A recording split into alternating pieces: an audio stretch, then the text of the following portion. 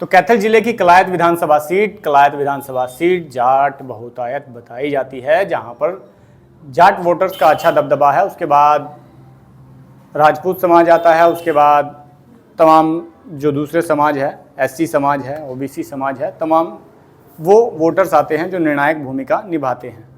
लेकिन जाट वोटर्स यहाँ पर अच्छा वर्चस्व रखते हैं। इससे पहले नुमाइंदगी जाट चेहरों को यहाँ पर देखने के लिए मिली। चाहे बड़े चेहरों की बात करें तो रामपाल माजरा, जयप्रकाश जेपी, और अब की बात कर लेते हैं क्या कुछ सियासी समीकरण हैं और कौन कौन से वो व्यक्ति है जो कलायत विधानसभा सीट से चुनाव लड़ने की इच्छा जता चुके हैं तमाम राजनीतिक दलों से, और कौन कौन से समाज से आते हैं, जातीय समीकरण क्या कुछ कह रहे हैं। आइए सीधी आंकड़ों पर बातचीत कर लेते हैं। तो भारतीय जनता पार्टी के पास जो जाट चेहरा है और अभी नुमाइंदगी कर रहे हैं कमलेश ढांडा, जो कि जाट समाज से आते हैं, महिपाल चौटाला जो कि टिकटार्थियों की दौड़ में है, वो भी यहाँ पर आते हैं। उसके बाद अजीत चहल, वो भी जाट समाज से आते हैं। उसके बाद सुरेश राविश है, वो भी भारतीय जनता पार्टी की टिकट से कलायत विधानसभा सीट से चुनाव लड़ना चाहते हैं, वो भी जाट समाज से आते हैं। राजकमल ढांडा है, वो भी जाट समाज से आते हैं। राजवीर कादियान है, वो भी जाट समाज से आते हैं। तो यहाँ तक की बात करें तो ये पूरी बेल्ट जाट समाज की दिखाई, मतलब बेल्ट यूँ कहे कि ये तमाम नाम जो जाट प्रत्याशियों की कह सकते हैं, टिकटार्थियों की कह सकते हैं, वो लोग हैं। उसके बाद ये दो नाम रह जाते हैं। ये दो नाम काफ़ी चर्चा का विषय है क्योंकि ये नॉन जाट आते हैं, और हरियाणा में जाट नॉन जाट का जो फैक्टर देखा जाता है और भारतीय जनता पार्टी नॉन जाट चेहरों पर अक्सर दाव खेलती है। तो ये दो नाम हैं जो भारतीय जनता पार्टी की राहें आसान कर सकते हैं, क्योंकि इसके अगर पैरेलल में देखें तो कांग्रेस से जयप्रकाश जेपी के बेटे विकास सहारण यहाँ पर नाम आता है, वो भी जाट समाज से। अनीता ढुल जो टिकटार्थियों की दौड़ में ग्राउंड लेवल पर सबसे ज़्यादा दिखाई देते हैं, वो भी यहाँ पर जाट समाज से आती हैं। धर्मवीर कोलेखा भी रणदीप सुरजेवाला के घनिष्ठ मित्र बताए जाते हैं, उनके साथी बताए जाते हैं, वो भी जाट समाज से आते हैं, जो कि कलायत विधानसभा सीट से कांग्रेस की टिकट पर चुनाव लड़ने की इच्छा जता चुके हैं। और लगातार वो उन्होंने रैलियां भी की और कार्यक्रम भी वो करते हुए दिखाई देते हैं। उसके बाद सुनील कुंडू रेहड़ा गांव से हैं, वो भी जाट समाज से आते हैं। श्वेता ढुल ने अभी ज्वाइन किया है, वो भी जाट समाज से आते हैं। ये तमाम चेहरे रणदीप सुरजेवाला के साथ है। लेकिन इन तमाम यहाँ तक चेहरों में एक चीज़ कॉमन है, वो है जाट। ये भी जाट समाज से आते हैं। एक चेहरा रह जाता है, वो कांग्रेस के पास है, वो नॉन जाट।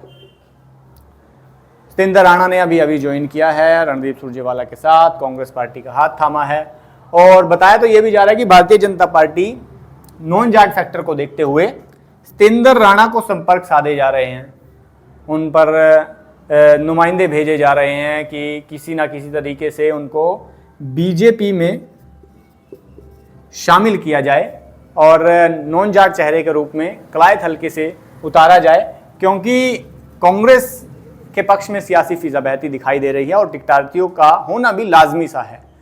तमाम लोगों को लगता है कि कांग्रेस की टिकट पर जीत दर्ज करना आसान हो जाएगा, लेकिन जातीय समीकरणों पर यहाँ पर कलायत हल्के में कांग्रेस की नैया पार लगाना थोड़ा मुश्किल दिखाई दे रहा है। हालांकि संभावनाओं का दौर है, कुछ भी हो सकता है। इनेलो की बात करें तो इकलौता चेहरा और बड़ा चेहरा जो कि इन तमाम चेहरों में इन जेपी के पैरेलल में दिखाई देते हैं, तो रामपाल माजरा, वो भी जाट समाज से आते हैं और एक बड़ा चेहरा है और कलायत हल्के में अच्छा रसूख रखते हैं। क्षेत्रीय चुनाव में या विधानसभा चुनाव में अच्छा रसूख रखते हैं। हालांकि लोकसभा चुनाव के नतीजे कुछ और ही रहे।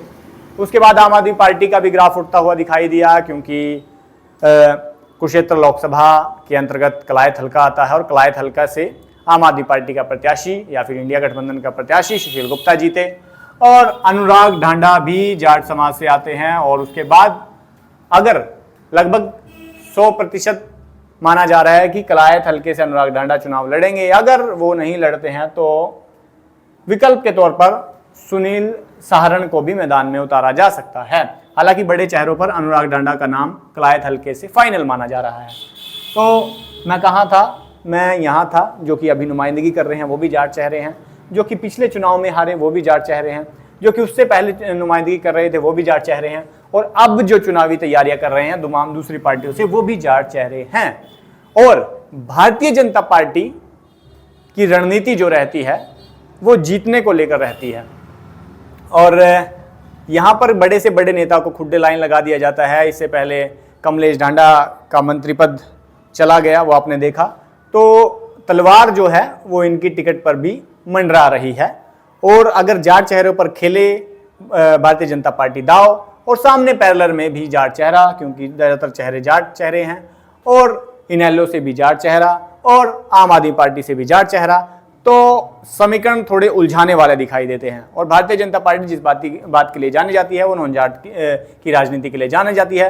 तो ये दो चेहरों पर अगर भारतीय जनता पार्टी दाव खेलती है, विनोद निर्मल और उमेश शर्मा पर, जो कि धर्मपाल शर्मा के सुपुत्र है, इन पर भी भारतीय जनता पार्टी दाव खेल सकती है।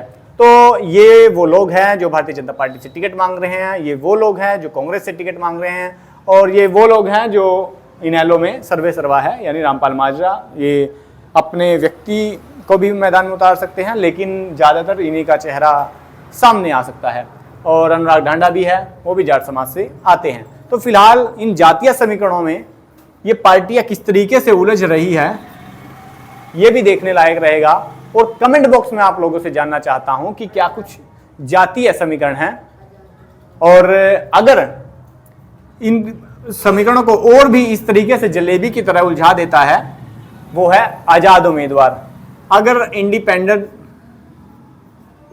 भी जाट समाज से आ जाए तो भी सब कुछ घुमाने फिराने वाला कलायत विधानसभा सीट पर दिखाई देता है। और कलायत विधानसभा सीट में दिग्गज धुरंधर कदावर नेता और सियासी दावपेच के माहिर नेता रामपाल माजरा और जयप्रकाश जेपी यहां से चुनाव लड़ते हुए दिखाई दे सकते हैं, क्योंकि रामपाल माजरा जयप्रकाश जेपी के पुत्र विकास सहारण हिसाब मांगो यात्रा दीपेंद्र हुड्डा की अगुवाई में जो चल रही है, उसकी प्रचार प्रसार वो करते हुए कलायत हल्के में दिखाई दे रहे हैं। और महिपाल चौशाला जो कि जाट समाज से हैं, वो भी यहाँ पर काफ़ी मेहनत करते हुए दिखाई दे रहे हैं। अजीत चहल भी डोर टू डोर और तमाम चीज़ें करते हुए दिखाई दे रहे हैं। सुरेश राविश, राजकमल ढांडा और राजवीर कादियान, ये तीन चेहरे पहले इकट्ठे दिखाई देते थे, आजकल शायद इनकी तिगड़ी टूट गई है, जैसे एसआर की तिगड़ी टूट गई है। और ये नॉन जाट चेहरे हैं। फिलहाल इन जातीय समीकरणों पर आपका क्या कुछ कहना है, कमेंट बॉक्स में राय देकर वीडियो को ज़्यादा शेयर करें। और आप किस व्यक्ति को कलायत का नुमाइंदगी करने का मौका देना चाहते हैं, अगर आप कलायत हल्के से हैं तो कमेंट करके, वीडियो को ज़्यादा शेयर करके, और चैनल को फॉलो करना ना भूलें ताकि चुनाव की हर अपडेट आप तक पहुंचती रहे।